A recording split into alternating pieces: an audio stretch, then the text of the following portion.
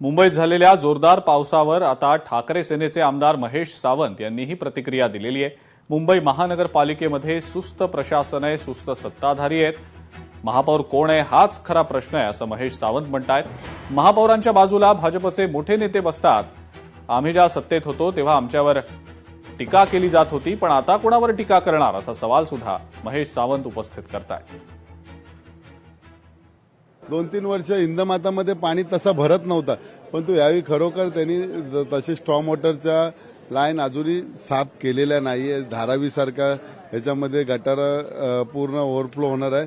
मिठी नदीचा तुम्हाला यावेळी भरपूर त्रास दिसणार आहे। अजून पावसाला सुरुवात झाली नाही तरी एवढा पाणी रिमझिम पडतोय, तर एवढा पाण्याचा प्रॉब्लेम होत आहे जिथे जिथे साचतंय। जर पूर्ण 26 जुलै सारखा झाला तर पूर्ण मुंबईमध्ये स्विमिंग टँक होईल। मुंबईचा महापौर कोण याच्यावरती खरं तर चर्चा आहे, कारण मुंबईचा महापौराला काय अधिकार वाटत नाही।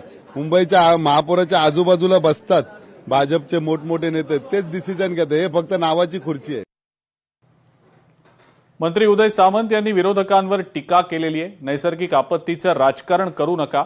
25 वर्षांमध्ये मिठी नदीतला गाळ जर काढला असता तर आज ही वेळ आली नसती असं उदय सामंत यांनी विरोधकांवर टीका करत म्हटलंय। काही ठिकाणी नैसर्गिक आपत्तीमुळे काहीतरी डॅमेज होतं, परंतु त्याचं राजकीय भांडवल करण्यापेक्षा हा पाऊस जर तुमच्या डोळ्यासमोर होता तर मिठी नदीतल्या गाळात पैसे कुणी खाल्ले? त्याच्यामुळे आम्हाला देखील बोलता येतं। मिठी नदीवर उपाययोजना ही वेळीच मुंबईच्या महानगरपालिकेनं तत्कालीन केली असती। ज्यांच्या हातामध्ये महानगरपालिका 25-30 वर्ष होती त्यांनी केली असती, तर हा प्रश्नच मुंबईकरांच्या समोर उभा राहिला नसता। मिठी नदीच्या गाळामध्ये गैरव्यवहार करणाऱ्या लोकांनी आम्हाला सल्ला द्यायची आवश्यकता नाही। आम्ही मुंबईकरांच्या विकासाशी बांधील आहोत। मुंबईकरांना जे पाहिजे ते करून देण्यासाठी आम्ही सक्षम आहोत। नैसर्गिक आपत्तीमुळे काही जर गोष्टी घडल्या असतील तर त्याचे देखील सरकार निर्देश महानगरपालिकेला देईल आणि महायुतीची जी महानगरपालिका आहे ती मुंबईकरांची अतिशय चांगल्या पद्धतीनं काळजी घेईल।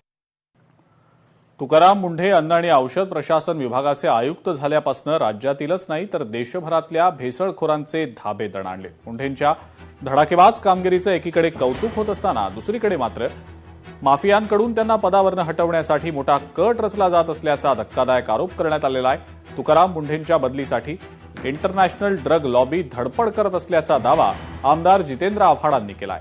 तुकाराम मुंढेंच्या कामगिरीमुळे त्यांची विकेट काढायला 250 कोटी रुपये जमा केले गेलेत। यामागे एक मोठी लॉबी काम करतीये असा गौप्यस्फोट या संदर्भात आव्हाड यांनी केलेला आहे। हे एवढं चालू असताना तुकाराम मुंढेंना आता उचलण्यासाठी हे ड्रग्ज माफिया, फार्मास्युटिकल माफिया हे 250 कोटी रुपये जमवत आहेत फक्त तुकाराम मुंढेंची विकेट काढायला। आणि माझं आज मी सरकारला सांगतो की तुकाराम मुंढेंच्या जीवाचं बरं वाईट होण्याची शक्यता नाकारता येत नाही। लोकशाही मराठी ऐका, पहा, जागरूक रहा।